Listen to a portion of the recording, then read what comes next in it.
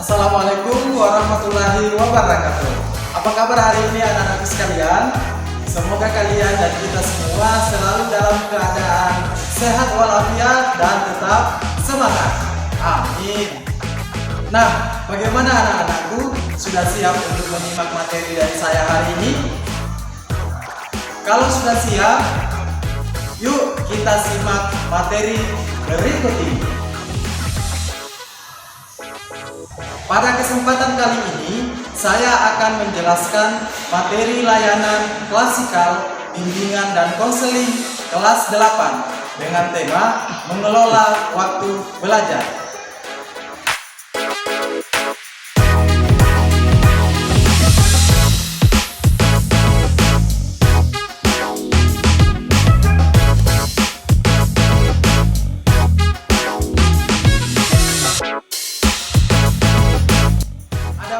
Tujuan dari materi video layanan ini adalah agar peserta didik atau anak-anak itu semua dapat mengatur waktu kegiatan sehari-hari serta waktu belajar dengan baik. Nah, saya mau tanya, siapa di sini yang sudah bisa mengatur waktu dengan baik?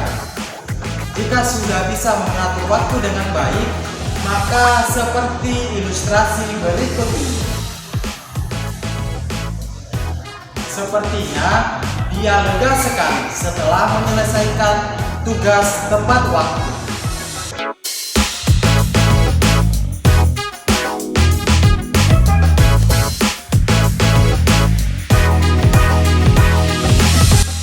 Kalau yang ini, dia lagi bingung bagaimana sih cara mengatur waktu dengan baik.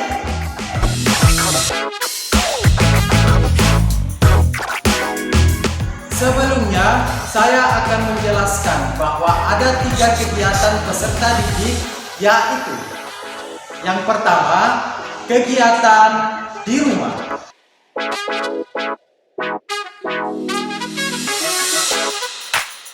Kemudian, kegiatan di sekolah.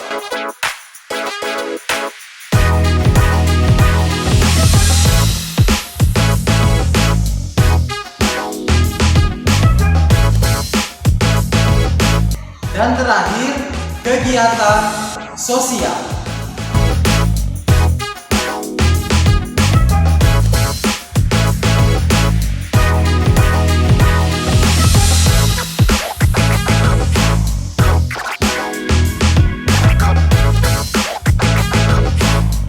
Kegiatan di rumah mencakup mengenai kegiatan-kegiatan dalam memenuhi kewajiban sebagai anggota keluarga, seperti membantu orang tua, membersihkan rumah, mencuci piring, dan sebagainya. Kemudian, kegiatan di sekolah ada 2, yaitu kegiatan intrakurikuler, seperti proses belajar mengajar.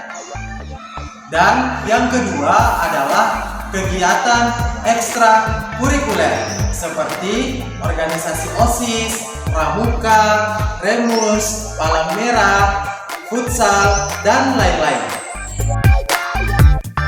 Dan yang terakhir, kegiatan sosial yang mencakup pergaulan dengan teman-teman di lingkungan sekitar.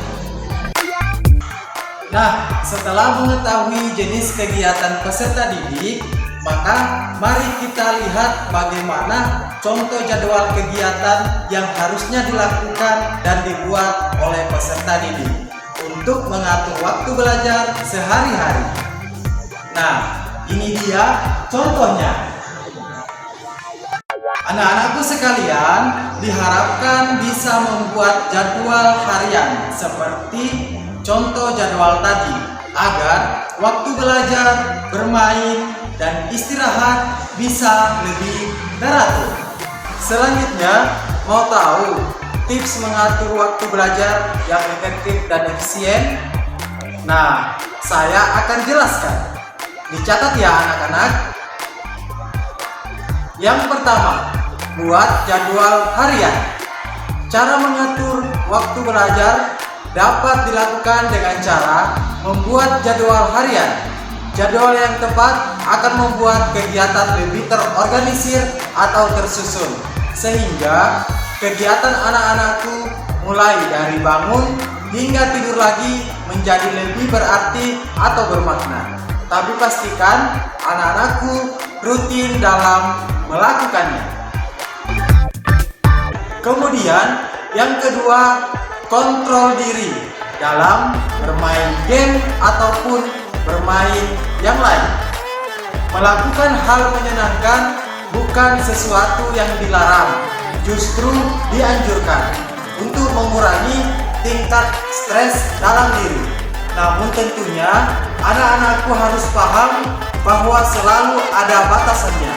Oleh karena itu, diperlukan kontrol diri terhadap diri sendiri agar waktu tidak terbuang sia-sia.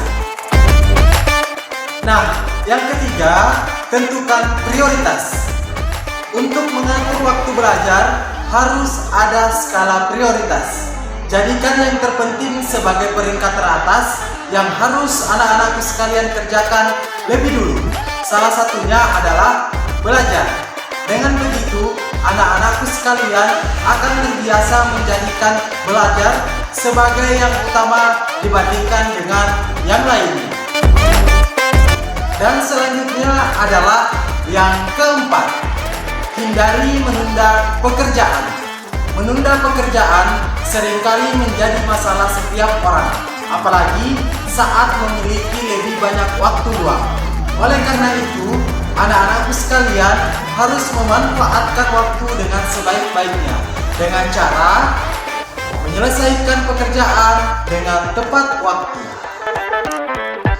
Nah, selanjutnya adalah yang kelima, tak perlu sempurna. Untuk langkah awal, tidak perlu hasil yang sempurna. Yang penting adalah lakukan saja yang terbaik apa adanya, sehingga anak-anakku semua akan terbiasa melakukan yang terbaik di kehidupan sehari-hari. Selanjutnya yang keenam, disiplin dan konsisten. Selalu disiplin dan konsisten terhadap aturan dan jadwal yang telah kita buat. Diperlukan komitmen yang kuat untuk memulainya. Jangan melanggar. Satu kali saja anak-anakku melanggar, maka akan menjadi terbiasa, sehingga berulang kali anak-anakku bisa melakukannya. Tips yang ketujuh adalah tidur 7 hingga 8 jam sehari. Istirahat yang cukup dapat membantu anak-anakku belajar secara efektif dan efisien. Jadi, biasakan tidur dalam seharinya 7 hingga 8 jam sehari. Jadi, kesimpulannya, waktu adalah hal yang terpenting dalam hidup kita. Jangan sampai kita menyia-nyiakannya dengan hal yang tidak bermanfaat.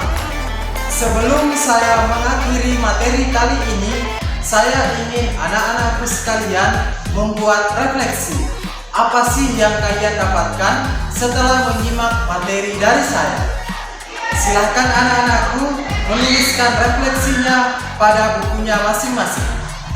Tetap semangat dan jangan lupa bahagia. Sampai jumpa di video layanan selanjutnya. Wassalamualaikum warahmatullahi wabarakatuh.